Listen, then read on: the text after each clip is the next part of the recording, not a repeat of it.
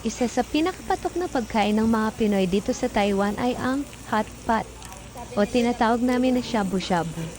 Meron ring hot pot with barbecue. Ito yung in-order ko ngayon. Pwede kang pumili ng pork or beef, pero mas prefer ko ang pork kasi hindi ko gusto ang lasa ng beef.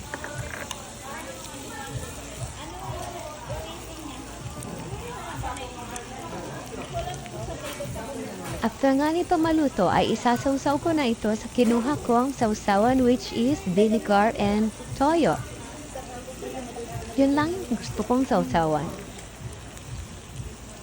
With spring onion.